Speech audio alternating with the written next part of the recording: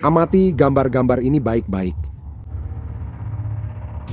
Orang ini sedang melompat keluar dari jendela di lantai 4 gedung tempat tinggalnya.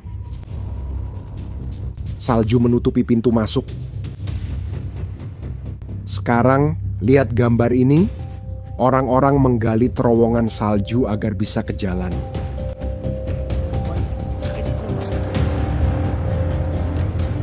Semenanjung Kamchatka, ujung timur Rusia. Januari 2026 hujan, salju terbesar dalam 60 tahun, 2 orang sudah meninggal tertimbun salju. Tapi yang paling mengesankan bukan itu.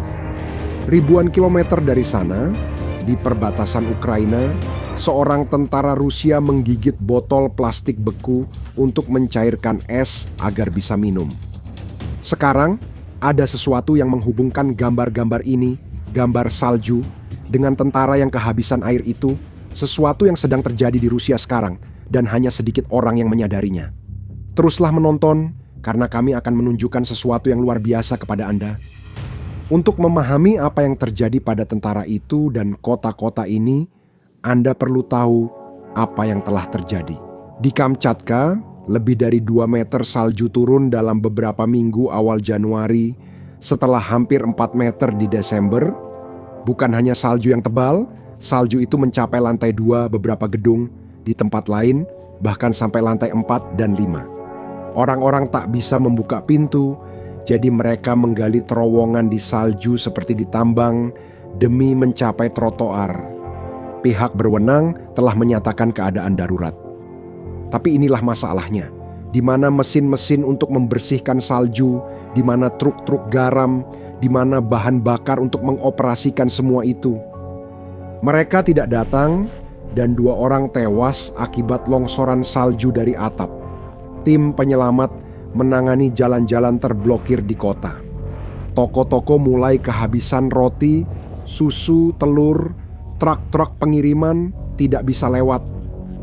1 badai salju saja sudah cukup untuk memutus pasokan makanan ke seluruh kota. Namun, saat itu terjadi di timur, sesuatu yang sama seriusnya juga terjadi 8.000 km jauhnya di wilayah Irkutsk, jantung Siberia. Januari 2026. Termometer menunjukkan minus 55 derajat Celcius. Pada suhu itu, kamu bisa mati dalam beberapa menit tanpa perlindungan. Tapi orang-orang di Irkutsk punya masalah yang lebih besar lagi, jaringan listrik mereka kolaps. Tanpa listrik, tidak ada pemanas, dan tanpa pemanas di suhu minus 55 derajat, kamu bisa membeku di dalam rumahmu sendiri. Keluarga membeku, sekolah ditutup, dan pemerintah membuat solusi. 68 titik pemanas, tenda-tenda dengan kompor bahan bakar padat untuk lebih dari 2.000 orang. Bayangkan sejenak.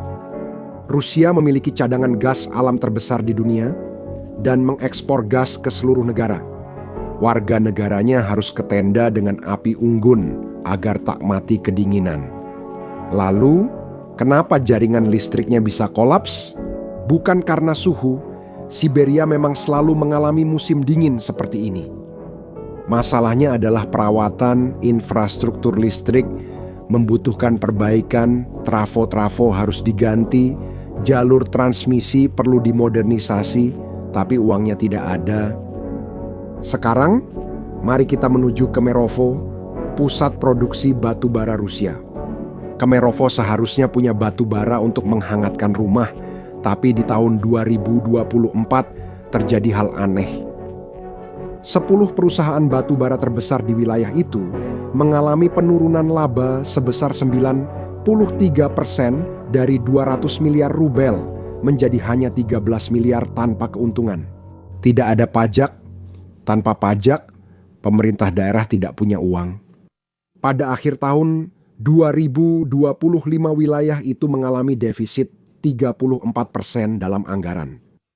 Ketika sistem pemanas mulai rusak, tidak ada uang untuk memperbaikinya, tidak ada uang untuk membayar tim perbaikan. Dan kemudian ada Moskwa. Moskwa selalu unik. pusat kekuasaan di mana segalanya berjalan lancar dan masalah daerah lain tak sampai. Tapi pada musim dingin dari tahun 2025 ke 2026, bahkan Moskwa mulai retak. Jaringan bus di pinggiran kota mengalami kolaps. Ratusan orang menunggu dalam antrean yang membentang hingga ratusan meter. Suhu saat itu minus 25 derajat. Bus yang seharusnya datang setiap 5 menit terlambat 1 jam atau bahkan tidak datang sama sekali. Alasannya, tidak ada sopir, banyak sopir yang dimobilisasi dan dikirim ke perang atau melarikan diri dari negara. Lebih parahnya lagi, perusahaan transportasi tidak bisa menemukan siapapun untuk mengemudikan bus. Pemerintah Rusia bahkan tak mampu mengoperasikan transportasi umum di ibu kotanya sendiri. Kita kembali pada tentara yang menggigit botol beku itu. Dia di Krink, dekat sungai Dnipro. Musim dingin, suhu di bawah 0 dan dia tidak punya air. Sebagai tentara yang bertempur, Anda butuh 3 hal: makanan, amunisi, dan air. Jika air, kebutuhan paling dasar, tak sampai ke garis depan, apa artinya? Itu berarti truk tidak bisa sampai ke sana, berarti logistiknya rusak, berarti tentara itu sendirian, dan bukan hanya dia saja. Rusia sering mengklaim punya persediaan kendaraan lapis baja terbesar di dunia. Namun kini, di tahun 2026, tentara Rusia sedang diangkut dengan cara yang benar-benar berbeda. All-terrain vehicle Tiongkok dengan trailer terbuka di belakang, tidak ada lapisan baja, tidak ada perlindungan, 6 tentara duduk di trailer logam terbuka. Jika drone menyerang atau terkena pecahan, semua mati. Dan ingin tahu di mana kendaraan lapis baja itu? Kendaraan-kendaraan itu sudah dihancurkan dan industri Rusia tak bisa memproduksi yang baru secepat kebutuhan. Jadi, mereka mengimprovisasi dengan all-terrain vehicle trailer terbuka dan logam yang dilas secara manual di bengkel-bengkel. Dan kemudian ada taktik yang paling aneh dari semuanya. Orang Rusia menggunakan tempat perlindungan individu vertikal, struktur kamuflase yang terlihat seperti kapsul yang menutupi seluruh tubuh prajurit, hanya menyisakan celah kecil untuk pengamatan terbatas. Kenapa? Karena drone Ukraina. Drone tersebut dilengkapi kamera termal yang mendeteksi panas tubuh prajurit, lalu menukik dan meledak. Orang Rusia membangun struktur ini untuk mengurangi jejak termal dan visual. Namun ada masalah besar. Kapsul-kapsul ini sangat membatasi mobilitas dan kesadaran situasional. Seorang tentara di dalamnya tidak bisa bergerak dengan cepat, tidak bisa melihat apa yang terjadi di sekitarnya. Benar. Jika infanteri musuh mendekat, posisinya sangat tidak menguntungkan. Beberapa pengamat yakin struktur ini bisa dibuat dari tenda portabel komersial seperti untuk kamar mandi atau toilet, namun cara pembuatannya tidak jadi masalah. Hasilnya tetap sama, tentara terjebak di kapsul, tak bisa bergerak dan rentan. Ini bukan inovasi taktis, melainkan keputusasaan. Jadi, apa yang menghubungkan semua ini? Kota beku, tentara tanpa air, kendaraan roda 4, tentara terjebak dalam kapsul, saksikan di tahun 1026. Rusia menyetujui anggaran militer sebesar 15,5 triliun rubel. Itu adalah 40% dari seluruh uang yang dibelanjakan pemerintah federal. Itu pengeluaran militer terbesar dibandingkan ekonomi sejak Perang Dunia Kedua. Dan sementara itu terjadi, anggaran daerah telah dipotong.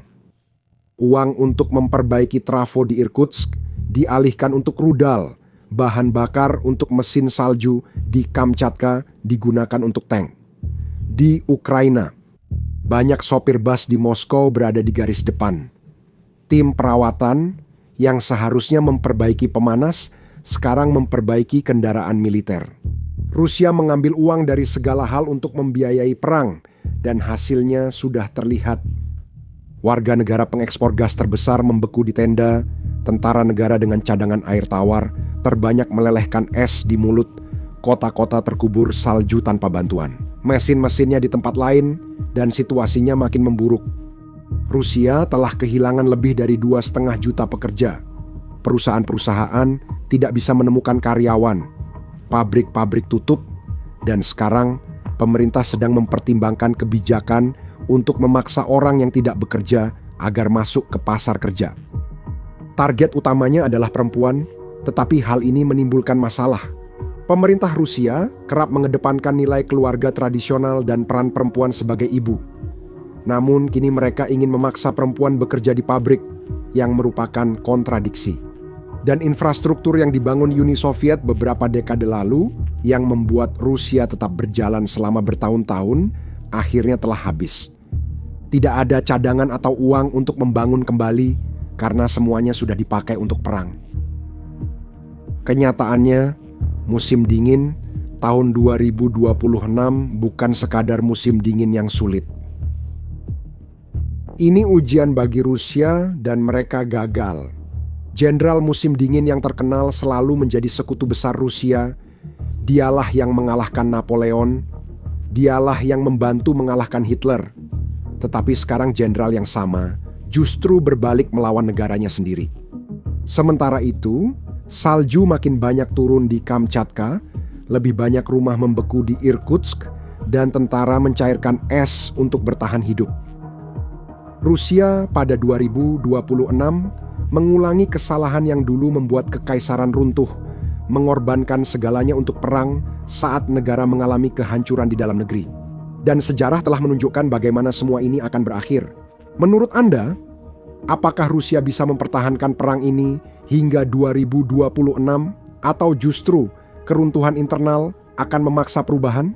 Tulis pendapat Anda di komentar jika video ini mengubah pandangan Anda tentang Rusia. Bagikan kepada seseorang yang perlu tahu tentang ini dan berlanggananlah ke kanal untuk mendapatkan analisis seperti ini. Sampai jumpa di video berikutnya.